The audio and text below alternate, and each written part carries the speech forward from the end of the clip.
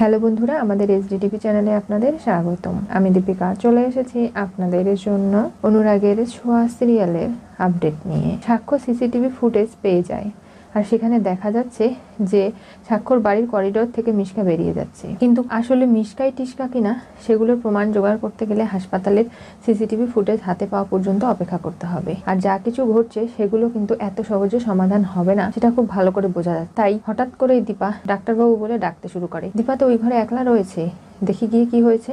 দীপা কেমন জানি অস্থির অস্থির করছে, কোনো কিছুতে সাড়া দিচ্ছে না। তখনই রূপা তার মায়ের পাশে গিয়ে মাথায় হাত বুলিয়ে দেয় আর বলে, মা, তোমাকে যেভাবেই হোক সুস্থ হতে হবে, ওকে? তুমি কোনোভাবেই এত কষ্ট পেতে পারো না। আরিয়ানকে নানাভাবে অপমান করতে শুরু করে সোনা। বলে, তুই এখানে কেন এসেছিস? আমি তো দীপা সেনগুপ্তকে দেখতে এসেছি, আর তার সঙ্গে সঙ্গে জয়ী ঠিক আছে কিনা সেটাও জানতে এসেছি। কেন, আমি কি আসতে পারি না?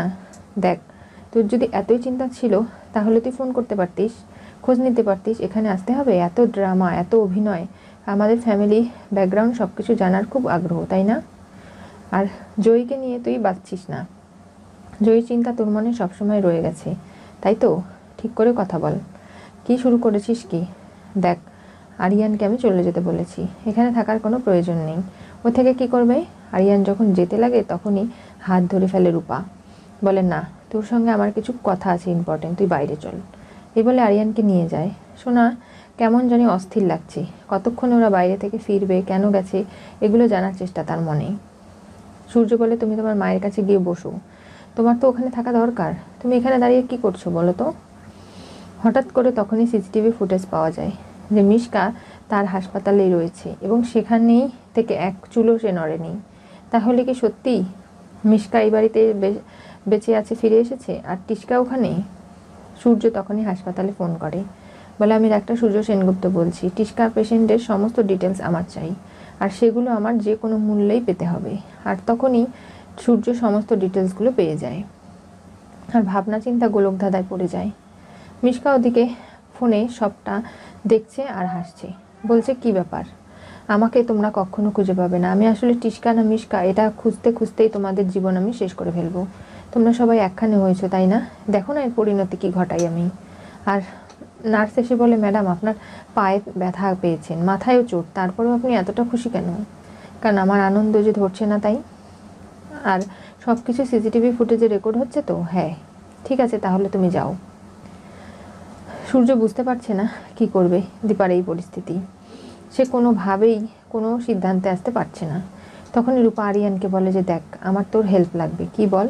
একটা আমার গাড়ি চাই ভাড়া, যেটাতে আমি যেখানে যেতে বলবো সেখানেই যাবে, আমাদের নামিয়ে দিয়ে চলে আসবে, আমি মাকে নিয়ে যেতে চাই।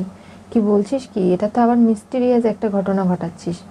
আমাকে বলা যায় না? না আরিয়ান, যদি বলা যেত তাহলে আমি বলতাম।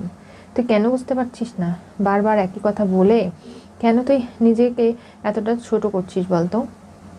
ঠিক আছে, আমি গাড়ি ঠিক করতে যাচ্ছি। আরিয়ান, তুই এতদিন যাবৎ আমাকে যে হেল্পগুলো করেছিস, আমার এখানে কোনো বন্ধু নেই, তার জন্য সত্যি তোকে অসংখ্য ধন্যবাদ। আর রূপা ভাবে, মা, তোমাকে শুধুমাত্র আমি ঠিক করতে পারি, জানি তুমি কি করে ঠিক হবে, আর সেই ঘটনাটাই আমি আবার ঘটাতে চলেছি। এই বলে রূপা বাড়ি ফিরে আসে, এসে সোনার দিকে বারবার তাকাচ্ছে। সোনা বলে, কি ব্যাপার, তুমি আমাকে কিছু বলবে? না। আর ভাবে যে, হিংসুকুটি, তুমি আমাকে ক্ষমা করে দিও। বাবা, আমিও তোমার সঙ্গে খুব খারাপ ব্যবহার করে ফেলছি, তুমি আমাকে ক্ষমা করো। এগুলো আমার করা হচ্ছে না, আমি পাপ অন্যায় করছি। কি ব্যাপার, তোমার জন্য আজকে মায়ের এই অবস্থা হয়েছে, বুঝতে পেরেছো? কি বলছো কি? হ্যাঁ, তুমি আরিয়ানের সঙ্গে কেন খারাপ ব্যবহার করছিলে? আরিয়ান কি বিগড়েছে তোমার? বেশি বাড়াবাড়ি একদম করবে না কিন্তু শোনা, এটা আমার বাড়ি, ভুলে যেও না, এটা তোমার বাড়ি নয় যে তুমি যা খুশি তাই করে যাবে।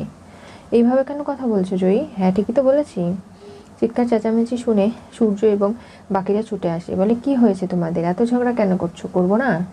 দেখো না, আজকে মা যে অসুস্থ সেটা শুধুমাত্র এই অসভ্য মেয়েটার কারণে। প্রতিনিয়ত মাকে অপমান অপদস্থ করে যায়। দেখো জয়ী, ভুলে যেও না, ওটা আমার মা, তোমার কেউ হয় না। তুমি সবসময় এটা মাথায় রাখবে, আমি মাথায় রেখেই চলি। আমি কে কি সেটা আমি জানি, আমার তোমার কাছ থেকে শিখতে হবে না। তুমি একটা অসভ্য মেয়ে, সেটা আমার বুঝতে বাকি নেই। তুমি তোমার মাকে কম অপমান করেছো? আমার মা, আমি যা খুশি তাই বলবো তাই করব, না করতে পারবে না। তোমার সব কিছুই যে সঠিক সেটা নয়, সেটা নিশ্চয়ই বোঝো। আচ্ছা জয়ী, তুমি অনেক ম্যাচিওর্ড, তুমি এরকম করে কথা বলছো কেন বলো তো? কি হয়েছে আমাকে খুলে বলো। আপনি কি জানেন মাঝখানে এসে এরকম করে কথা কেন বলছেন? আপনি তো আপনার মেয়েরই মতো অসভ্য। তা না হলে আপনার বাবা এবং মেয়ের জন্যই আজকে আমার মা সুস্থ হচ্ছে না। আপনারা এই বাড়ি থেকে চলে যান, বুঝতে পেরেছেন? এখানে থাকা আপনাদের আর হবে না। মাকে আমি একলাই দেখে রাখতে পারবো, ঠিক রাখবো। জয়ী, তোমাদের সবার সাথে আমার যাই সম্পর্ক থাকুক না কেন, দীপা আমার স্ত্রী, ও যেখানে থাকবে সেখানেই আমি থাকবো। প্রয়োজন হলে জোর করে আমি থাকতে পারি। দেখুন, এত অধিকার বোধ আপনার কোথায় ছিল? এতদিন আপনি নিজের বাড়িতে আমার মাকে কেন নিয়ে যেতে পারেননি? কেন মা ওই বাড়িতে গিয়ে সম্মান পায়নি বলুন আমাকে? আপনি আর আপনার মেয়ে শুধু বড় বড় ভাষণই দিতে জানেন, কিন্তু কখনো মাকে সম্মান দিতে পারেননি। সাক্ষ্য, আপনি বোঝান আপনার মেয়েকে। কি বলছে কেউ, আমি কিছু বুঝতে পারছি না। তখনই সাক্ষ্য বলে, জয়ী, এসব কি হচ্ছে বাবা? আমি যা করছি মায়ের ভালোর জন্য, তুমি আমাকে সাপোর্ট করো। দেখুন, আপনারা এই বাড়ি থেকে চলে গেলে এই সব সমস্যার সমাধান হয়ে যাবে। তা না হলে আপনাকে এবং অলিকে দেখলেই মা অস্থির অস্থির করছে। মায়ের কোনো কিছু ভালো লাগছে না, কোনো ট্রিটমেন্টে সাড়া দিচ্ছে না, মা বরঞ্চ আরও অসুস্থ হয়ে যাচ্ছে। জয়ী, কার জন্য আজকে মায়ের এই অবস্থা? তোমাকে বাঁচাতে গিয়ে, সেটা ভুলে যাওনি? সোনা, তুমি একদম চুপ থাকো। তোমার মুখটা না খুললে হচ্ছিল না, একদম চুপ। দেখো জয়ী, আমি এই বাড়ি ছেড়ে যেতে চাই না। আমি দীপার টেক কেয়ার করতে চাই, ওর পাশে থাকতে চাই। আর মিশকাও বাইরে, আমি জানি না ওকে কি করে আমি রক্ষা করব। তারপরেও আমি চেষ্টা করে যাচ্ছি। তুমি আমাকে এগুলো থেকে দূরে রেখো না। আমি বললাম তো। দেখুন, আমার মেয়ে যখন চাইছেন না জয়ী, তখন আপনারা এই বাড়ি থেকে আসুন। মিস্টার সরকার, আপনি এরকম করে বলতে পারছেন? হ্যাঁ, তাছাড়া তো আর কোনো উপায় নেই। আর সই, তুমি এরকম করে কেন ওদের অপমান করছো? থাক না, বাদ দাও না। না সই, তুমি বুঝতে পারছো না। যা কিছু হয়েছে সবটা এদের দুজনের কারণে, তাই ওদেরকে আমি কোনোভাবেই এখানে থাকতে দেব না। ওরা চলে যাক, সেটাই ভালো। আমার মায়ের যদি কোনো কিছু হয়ে যায় না জয়ী, তোমাকে কিন্তু আমি ছাড়বো না, তুমি এটা মাথায় রেখে দিও। বাবা চলো, এখান থেকে আমাদের যেতে হবে, এখানে আর থাকবো না। ওই মেয়েটার অত বড় স্পর্ধা, এত কথা শোনাচ্ছে আমাদেরকে ওর বাড়িতে এসে থাকছি বলে। দেখো, জয়ী যখন চাইছে না, তোমরা চলে যাও। পরে না হয় দীপাকে তোমরা নিয়ে যেও। না, মা কোথাও যাবে না। মা এখানে থাকবে, আমার কাছে থাকবে, আর সেটা আমি প্রমাণ করে দেব। সূর্য এবং সোনা বেরিয়ে যেতে বাধ্য হয়। সোনা গিয়ে নানাভাবে চিৎকার করছে। চারু অলি এবং সূর্যর ছবি নিয়ে ভাবে যে সে জীবনে অনেক বড় ভুল করেছে। আজকে দীপার এই পরিণতি। সূর্যকে এবং অলিকে মিস করছে, কিন্তু কিছু করার নেই। তখনই অলি রেগে বাড়িতে ঢুকে পড়ে আর নানাভাবে চিৎকার চেঁচামেচি করে জয়ীকে গালাগালি করতে শুরু করে। সূর্য ভাবে যে না, আমাকে আবার ফিরে যেতে হবে। কি বলছো কি বাবা? হ্যাঁ, কারণ যে মেয়েটা এতটা সেন্সিবল, সে আমাদের সঙ্গে এরকম আচরণ করেছে, সেটা আমার মোটেও ভালো লাগছে না। এর পেছনে নিশ্চয়ই কোনো কারণ রয়েছে, সেটা আমাকে জানতে হবে। না বাবা, তুমি যাবে না। ও মাকে সুস্থ করতে চায় তো একলা থাক না। আমি জানি ওদের ক্ষমতা আছে, ওরা করতে পারবে, কিন্তু তারপরেও আমার কোথাও একটা খটকা লাগছে। জয়ী, এসব কি হচ্ছে? তুমি আমাদের সব কিছু খোলাখুলিভাবে বলবে তো? তা না হলে আমি এক্ষুনি ডাক্তার সূর্য সেনগুপ্তকে ফোন করব। না পাপা, এগুলোর দরকার নেই। আমি বললাম তো তোমাকে, আমি আছি তো। আমি সবটা না হয় সামলে নেব। তোমরা ঘরো চলো, সেখানে গিয়ে আমি ঠান্ডা মাথায় তোমাকে সব কিছু বলবো। আর তারপরেই আমি তোমাদের বলছি যে আমি কি করতে চাচ্ছি, সব পরিকল্পনা তোমাদের বলবো। দেখ রূপা, তুই যে আসলে ডাক্তার সূর্য সেনগুপ্ত এবং দীপার মেয়ে, সেটা আমরা জানি। সব কিছুর ঊর্ধ্বে গিয়েও আমরা এটা ভাবছি যে তুই কেন এগুলো করছিস, এর পেছনে কারণ আছে, সেটাই জানার চেষ্টা করছিস। সেটা আমাদের জানতে তুই যেভাবেই হোক বল। তখনই সাক্ষ্য এবং তার মাকে ঘরে ঢুকিয়ে বাইরে থেকে দরজাটা লক করে দেয় জয়ী। তার মাথায় কি চলছে কেউ জানে না। সাক্ষ্য অনেক দরজা নক করে, কিন্তু কোনোভাবেই জয়ী খোলে না। জয়ীর পরে হুইল চেয়ার নিয়ে আসে, তার মাকে সেই চেয়ারে বসায় আর বলে, মা আমি জানি তোমাকে কি করে সুস্থ করতে হবে, তুমি কিভাবে সাড়া দেবে। আর এই রূপার সঙ্গে তোমার অনেক বোঝাপড়া আছে, সেগুলো আজকে আমরা সেরে নেব। তখনই সাক্ষ্য জয়ীকে ফোন করে, কিন্তু জয়ী ফোন নিয়ে যায় না, ফোনটা বাড়িতেই ফেলে গেছে। সাক্ষ্য কি করবে না করবে বুঝে উঠতে পারে না। সাক্ষর মা জানায়, দেখ রূপা যে আসলে ডাক্তার সূর্য সেনগুপ্তের হারিয়ে যাওয়া মেয়ে, সেটা প্রমাণ করতে হবে। যেভাবেই হোক রূপা যেন নিজের মুখে নিজের পরিচয় দিতে পারে, সেই ব্যবস্থা আমাদের করে দিতে হবে। এরপরে জয়ী আরিয়ানের ভাড়া করা গাড়িতে দীপাকে নিয়ে আসে, হুইল চেয়ারে করে বসিয়ে। তারপরে গাড়িতে বসে পড়ে মাকে নিয়ে। আরিয়ান বলে, দেখ তুই এগুলো করছিস খুব রিস্কি, কোনো চিন্তা করিস না, আমি আছি তো, মায়ের কোনো ক্ষতি হবে না, চলুন আপনি। আর আরিয়ান, আমি আসছি, তুই চিন্তা করিস না। এই বলে চলে যায়।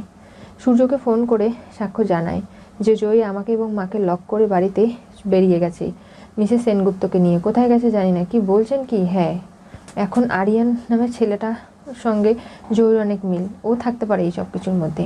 তখনই সোনাকে বলে, আরিয়ানকে ফোন করো। আরিয়ানকে ফোন করে জানা যায় যে একটা গাড়ি ভাড়া করে দিয়েছিল, রূপা সেটাতে করে তার মাকে নিয়ে চলে গেছে। কোথায় গেছে জানে না, তবে হাইওয়ের দিকে রওনা দিয়েছে। সূর্য বলে লোকেশন পাঠাও, গাড়ির নাম্বার পাঠাও, আমি এক্ষুনি যাব। সূর্য যেতে লাগলে তখনই সোনা যেহেতু মনে মনে সন্দেহ করে জয়ী এবং আরিয়ানকে, তাই সেও বলে বাবা আমাকে নিয়ে চলো, আমিও যেতে চাই, আমিও দেখতে চাই ও আমাকে নিয়ে কোথায় গেছে। ঠিক আছে যাবি তুই, চল। চারু বলে আমি যাচ্ছি সাক্ষ্য এবং তার মাকে রেস্কিউ করতে। কি হতে চলেছে অনুরাগের ছোঁয়া সিরিয়ালের পরবর্তী টুইস্টে? রূপা দীপাকে হুইল চেয়ারে বসিয়ে নদীর ধারে নিল। সূর্য খুঁজতে বের হলো আরিয়ানের প্রমাণে। আজকে রূপা যেভাবে তার মাকে হুইল চেয়ারে বসিয়ে নদীর ধারে নিয়ে যায় এবং সেখানে জল টলমল করছে, রূপা ভাবে যে মা আজকে তোমাকে আমাকে চিনে নিতেই হবে, তোমার সঙ্গে আমার বোঝাপড়া আমি ঠিক করে নেব।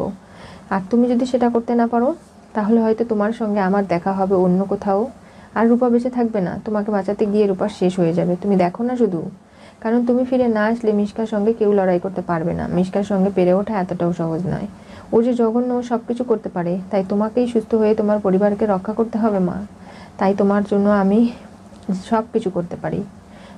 গাড়িওয়ালা অনেক বলেছিল যে হাইওয়ের দিকে একটা নদী রয়েছে, সেখানে যেতে না, কিন্তু রূপা কোনো কথাই শোনে না। তার মাকে সুস্থ করাই তার একমাত্র লক্ষ্য, তাই সে সেই নদীর ধারেও চলে যায়। সেখানে গিয়ে তার মায়ের সঙ্গে অনেক কথা বলতে শুরু করে, এমন বলে মা আমি তাহলে যাচ্ছি, তুমি আমাকে ঠিক বাঁচিয়ে নেবে এই বিশ্বাসটুকু আমার আছে, তা না হলে হয়তো আমি আজকে শেষ হয়ে যাব। কি হবে এরপরে? জয়ী কি সত্যি এরকম করে তার মাকে রূপার পরিচয় দিয়ে ফিরিয়ে আনি সুস্থ করতে পারবে? জানতে চোখ রাখতে হবে আমাদের চ্যানেলে। পাশে থাকা বেল আইকনটি অবশ্যই করে ক্লিক করুন।